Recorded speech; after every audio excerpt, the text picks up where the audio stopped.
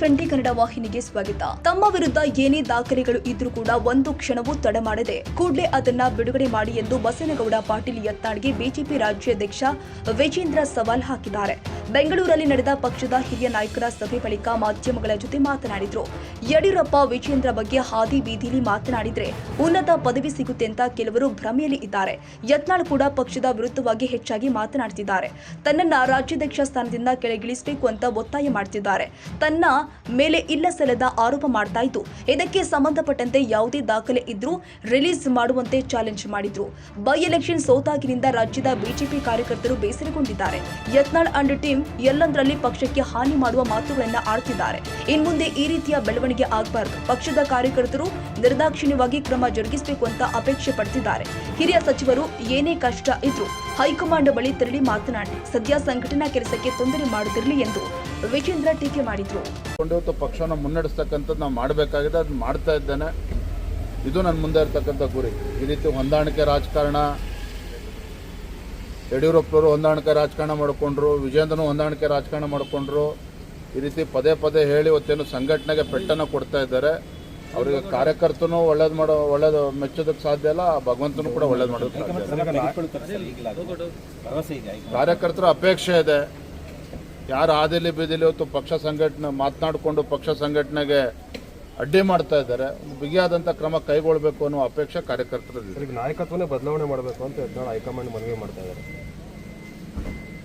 ಅವ್ರು ಮನವಿ ಮಾಡಬಾರ್ದು ಅಂತ ನಾನು ಹೇಳೋದಿಲ್ಲ. ಆ ಮನವಿನ ಎಲ್ಲಿ ಮಾಡಬೇಕು, ಯಾರ ಮುಂದೆ ಮಾಡಬೇಕು, ಅಷ್ಟಾದರೂ ಇರಬೇಕಲ್ಲ. ಹಾಗಾಗಿ ವಿಜೇಂದ್ರನ ಬದಲಾವಣೆ ಮಾಡ್ತಕ್ಕಂಥ ಪ್ರಯತ್ನ ಮಾಡಲಿ, ಇನ್ನೂ ಹೆಚ್ಚು ಜನ ಸೇರಿಸ್ಕೊಳ್ಳಿ, ಅದ್ರ ಬಗ್ಗೆ ನಂದೇನು ಅಭ್ಯಂತರ ಇಲ್ಲ. ಪಕ್ಷದ ವರಿಷ್ಠರಿಗೆ ಸ್ಪಷ್ಟತೆ ಇದೆ. ರಾಜ್ಯದಲ್ಲಿ ಸಂಘಟನೆ ಯಾವ ದಿಕ್ಕಿನಲ್ಲಿ ಹೋಗಬೇಕು ಅನ್ನೋದ್ರ ಬಗ್ಗೆ ಕೂಡ ಸ್ಪಷ್ಟತೆ ಇದೆ. ಇವರ ಸಮಸ್ಯೆಗಳು ನೋಡಿ, ಈಗ ಅನೇಕರು ಅಕ್ಕಪಕ್ಕ ಅವ್ರ ಜೊತೆಲಿ ಏನಿದ್ದಾರೆ, ಅವ್ರು ಯಾರೂ ಕೂಡ ವಿಜೇಂದ್ರನ ಬಗ್ಗೆ ಬೇಸರ ಅಲ್ಲ. ನೆನ್ನೆ ಒಬ್ಬರು ನನಗೆ ಪ್ರಶ್ನೆ ಕೇಳಿದ್ರು ಪತ್ರಕರ್ತರು, ಅಲ್ಲ ರೀ ಎಲ್ಲರೂ ಅವ್ರ ಧರ್ಮಪತ್ನಿ ಟಿಕೆಟ್ ಕೊಡಿಸ್ಕೊಂಡಿದ್ದಾರೆ, ಅವ್ರ ಮಗನ ಟಿಕೆಟ್ ಕೊಡಿಸ್ಕೊಂಡಿದ್ದಾರೆ, ನಿಮ್ಮ ವಿಚಾರಕ್ಕೆ ಬಂದಾಗ ಕುಟುಂಬ ರಾಜಕಾರಣ ಅಂತ ಮಾತನಾಡ್ತಾರೆ, ಅನುಭವ ಇಲ್ಲ ಅಂತ ಮಾತನಾಡ್ತಾರೆ ಅಂತ ಒಪ್ಕೊಳ್ತೇನೆ. ಅವರಷ್ಟು ಅನುಭವ ಇರಲಿಕ್ಕಿಲ್ಲ, ಆದರೆ ನನ್ನ ಉದ್ದೇಶ ಸರಿ ಇದೆ. ಹಾಗಾಗಿ ಈಗಲೂ ನಾನು ವಿನಂತಿಯನ್ನು ಮಾಡ್ತೇನೆ, ಮನವಿಯನ್ನು ಮಾಡ್ತೇನೆ, ರಾಜ್ಯದ ಅಧ್ಯಕ್ಷನಾಗಿ ಆಗ್ರಹವನ್ನು ಕೂಡ ಮಾಡ್ತೇನೆ.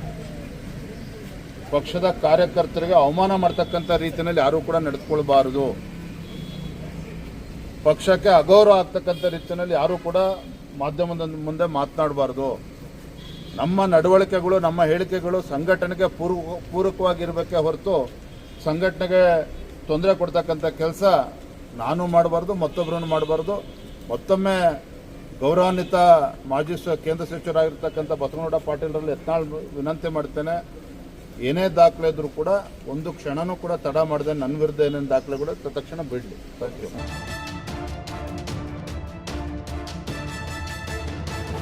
ಕನ್ನಡಿಗರ ಮೆಚ್ಚಿನ ನಿಮ್ಮ TV20 ಕನ್ನಡ ವಾಹಿನಿ ಇದೀಗ ಟಿವಿಯಲ್ಲಿ ಲಭ್ಯ.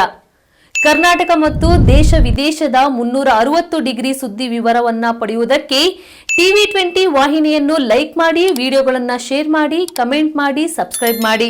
HCN ಕೇಬಲ್ 842 ನಂಬರ್ನಲ್ಲಿ ಹುಕ್ಕೇರಿ ತಾಲೂಕು ಹಾಗೂ ಸಂಕೇಶ್ವರದ ಸುತ್ತಮುತ್ತಲಿನ ಹಳ್ಳಿಗಳಲ್ಲಿ ಲಭ್ಯ.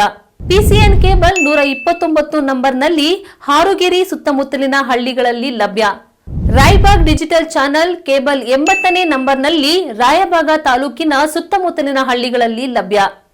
UDCN ಕೇಬಲ್ ನೆಟ್ವರ್ಕ್ ಉಗಾರ ಸುತ್ತಮುತ್ತಲಿನ ಹಳ್ಳಿಗಳಲ್ಲಿ ನಿಮ್ಮ TV20 ಕನ್ನಡ ವಾಹಿನಿಯೂ ಲಭ್ಯ.